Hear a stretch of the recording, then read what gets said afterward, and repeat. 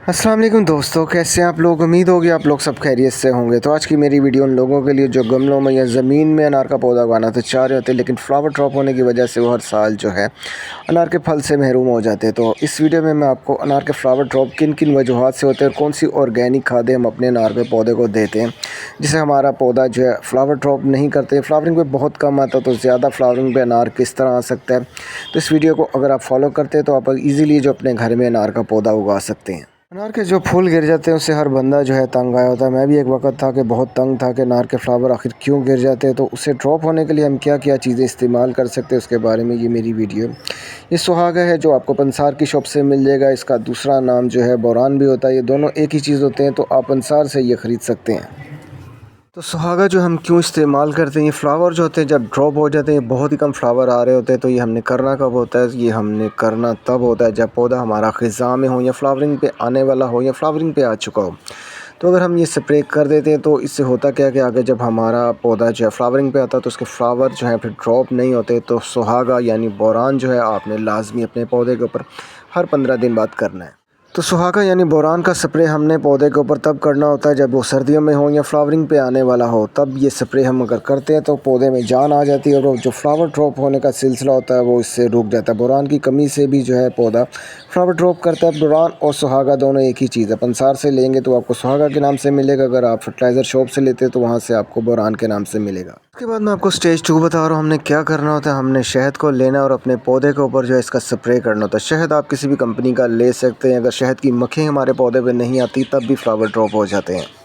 दूसरी स्टेज होती है कि हमारे पौधे पे अगर शहद की मक्खियाँ नहीं आती तो हमारा पौधा जो है तब भी फ्लावर ड्रॉप कर देता है। इस वीडियो में मैं आपको सभी रीज़न बताऊंगा जिससे फ्लावर ड्रॉप होते हैं, तो सभी को आपने फॉलो करना है। इतना सा शहद लेकर आपने जो है 1 लीटर पानी में मिक्स करना और अपने पौधे के ऊपर जब स्प्रे कर देना जब पौधा जो आपके नए पत्ते निकाल रहा हो। तब मार्च का महीना आ चुका है, हमारा पौधा जो पत्ते भी निकाल चुका है और साथ जो है फ्लावरिंग पे भी आ चुका है। तो अब हमने क्या करना है कि शहद की मक्खियों को जो है अपने पौधे की तरफ माइल करना है ताकि फ्लावर ड्रॉप ना हो।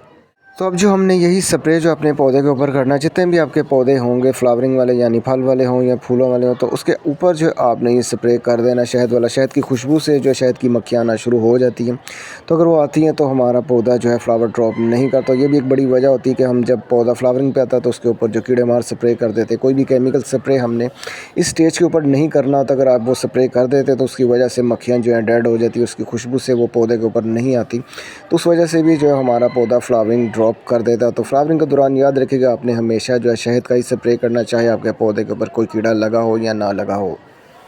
अनार का पौधा जो है तीसरी बड़ी वजह मैं बता रहा हूँ कि फ्लावर क्यों ड्रॉप करता है, उससे जो है कैल्शियम की कमी हो जाती है। तो हमने कैल्शियम जो है ऑर्गेनिक तरीके से अगर देना है तो ये देख लीजिए हमारे पास चूना है जो पान वाली शॉप से आपको मिल जाएगा। 50 रुपये का ये पैकेट होता है, सारा जो है आपके पास इतना सब 50 रुपये में मिल जाएगा।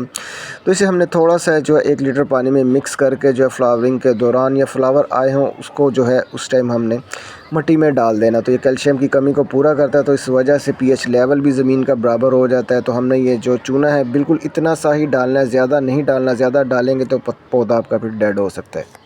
तो चूना जो है आपने पान वाली शॉप से ही लेना है। तो आपने दूसरा चूना जो कली में हम इस्तेमाल करते हैं यानी कली करने में, तो वो वाला चूना आपने इस्तेमाल नहीं करना फ़िलहाल। अगर वो आप कर देते हैं तो फिर आपका पौधा फ़ौरन जो है डेड हो जाएगा और जड़ों को काट देगा। तो इतना सा पानी हमने ऐड करना और चूना देख लें बिल्कुल जो है थोड़ा सा ही मैंने ऐड किया, ज़्यादा से काम नहीं लेना। तो थोड़े से जो हम काम लेंगे उसका नुकसान नहीं, अगर ज़्यादा डालते हैं तो फिर पौधा जो हमारा डेड हो जाता है।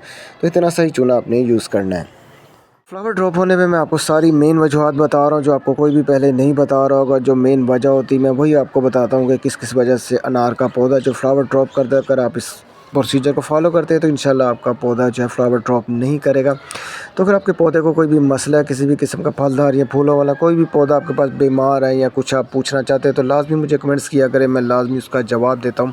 और मुझे बताया करें कि आगे मैं वीडियो किस पौधे पे बनाऊँ। अनार के फ्लावर ड्रॉप होने की चौथी बड़ी वजह आयरन की कमी। तो अगर हम केमिकल स्प्रे नहीं करना चाहते क्योंकि उसकी खुशबू की वजह से जो है मक्खियाँ शहद की नहीं आएंगी, तो हमने जो है ऑर्गेनिक तरीके से पौधे को आयरन देना। तो हमने लोहे के कील लेने और उसे एक पानी में रख देना है, तो उससे जो वो आहिस्ता आहिस्ता जंग लगेगा तो जंग वाला पानी जो है फिर आयरन का काम करता है। तो हम आयरन जो है इस तरह भी अपने पौधों को दे सकते हैं, लेकिन अभी इसे जंग लगने में 3 से 4 दिन लग जाएंगे और पानी इसका जो है येलो या रेड 3 से 4 दिन बाद होगा। तो फ़ौरन हमें क्या करना चाहिए, हमें जो है फ़ौरन अगर आयरन देना पड़े तो हमें क्या करना चाहिए, कोई भी आपके पास लोहे का पीस होना चाहिए जिसके ऊपर ज़ंग लगा होना चाहिए। इस तरह मैंने लोहे बहुत से जमा किए होते हैं जिनके ऊपर ज़ंग लगा होना चाहिए। उसे हम पानी में भिगोएंगे तो फ़ौरन जो है वो कुछ देर बाद जो है आयरन को रिलीज़ करना शुरू कर देगा, जो हमारे पौधों के लिए सोने का काम करता है ये लोहा। तो ज़ंग लगे लोहे को हमने पानी में कुछ देर भिगो देना, उसके बाद जो है पानी का कलर चेंज हो जाएगा तो वो आयरन जो है उस पानी के अंदर आ जाएगा। हम केमिकल अगर स्प्रे करते हैं आयरन के तो उसकी खुशबू से जो है शहद की मक्खियाँ जो हमारे पौधे के करीब नहीं आती, जो बड़ी वजह बनती है कि हमारे पौधे के फ्लावर ड्रॉप हो जाते हैं। तो मैंने इसके ऊपर बहुत रिसर्च की हुई थी कि हमारे पौधे के फ्लावर क्यों गिरते, कि बहुत बड़ी वजह है। हर बंदा परेशान होता है कि हमारे अनार के फ्लावर जो है ड्रॉप हो जाते हैं। तो आपके पास किसी भी किस्म का लोहा हो जिसके ऊपर ज़ंग लगा हो, आपने पानी को इस तरह भिगो देना और आपके पास आयरन जो है फ्री में आना शुरू हो जाएगा। तो ये पानी जो है 15 से 20 मिनट के लिए हमने छोड़ देना, इसको अच्छी तरह हिलाना डब्बे को, तो ये आयरन जो है इसमें रिलीज़ कर देगा। तो आयरन जब रिलीज़ हो जाता है तो फिर हम इसे अपने पौधों में डाल सकते हैं। सारे पौधों में आप ये डाल सकते हैं, इससे पौधे को आयरन की कमी नहीं होती।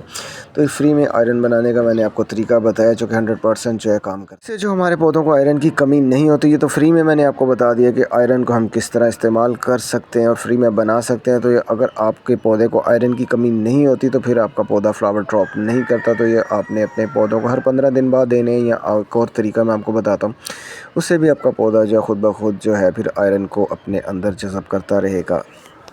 दूसरा तरीका होता है आयरन देने का कि आप अपने पौधे में कोई भी ज़ंग लगी हुई लोहे की चीज़ जो मिट्टी के अंदर दबा दें। ये मैं आपको ऊपर रख के दिखा रहा हूँ, आपने ये मिट्टी के अंदर दबा देनी। जब भी आप पौधे को पानी देंगे तो इसके ज़रिए जो आपके पौधे को आयरन जो है मिलना शुरू हो जाएगा।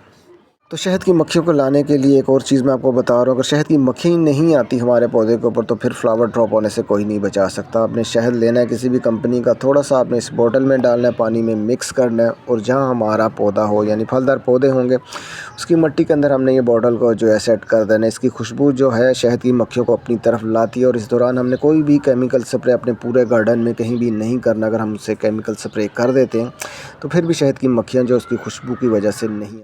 तो पानी और शहद को हमने मिक्स कर लेना अच्छी तरह और अपने गमले के पास इसे रख देना। इसकी खुशबू से भी शहद की मक्खियाँ आना शुरू हो जाती है, क्योंकि हमारे गार्डन जो होते हैं अलग एक जगह पे होते हैं, यानी कि आसपास जो गार्डन ज़्यादा नहीं होती, फ्लावरिंग वाले पौधे नहीं होते। तो इधर फिर शहद की मक्खियों को लाने के लिए हमें ये फार्मूला अपनाना पड़ता है। इस बॉटल को जो आपने इस तरह दबा देना अपने गमले में, जितने भी आपके पास फलदार पौधे हैं जो फ्लावरिंग पे आए हों तो उसके आसपास जो है आपने इस तरह की बॉटल लगा देनी है। तो जब पानी देंगे हम गमले में तो बॉटल का ढक्कन हमने बंद कर देना। उसके अलावा जब भी आपने जो है इसका मुंह खुला ही रखना है। इसकी खुशबू जो है शहद की मक्खियों को अपनी तरफ ले आती है, तो हमारे पौधे के फिर फ्लावर जो है ड्रॉप नहीं होते। दूसरी जो चीज़ मैं आपको दिखा रही हूँ ये चीनी है, ठीक है। चीनी आपने इतनी सी डालनी है, इसे मिक्स करना है पानी को, और उसी तरह आपने अपने पौधों में लगा देना है। इसकी खुशबू जो है शहद की मक्खियों को अपनी तरफ लाती है, और इस पानी को जो है शहद की मक्खियाँ जो है बड़ी शौक़ से पीती हैं, और वो लाजमी फिर इसके ऊपर आती हैं। लेकिन ये पानी बिल्कुल आपका साफ़ होना चाहिए। तो इस तरह की बॉटल जो आपने अपने सारे फलदार पौधों के ऊपर लगा देनी है जब वो फ्लावरिंग पे आने वाले हों या फ्लावरिंग पे आ चुके हों, ठीक है। जब आप पानी देंगे तो इसका ढक्कन आपने बंद कर देना है। अगर पानी गंदा हो जाता है तो फिर दोबारा आपने जो है बिल्कुल साफ़ पानी जो है इसमें रख देना। गंदे पानी की तरफ जो है मक्खियाँ नहीं आती शहद की, तो आपने मक्खियों को लाने के लिए पानी जो है हमेशा साफ़ रखना है।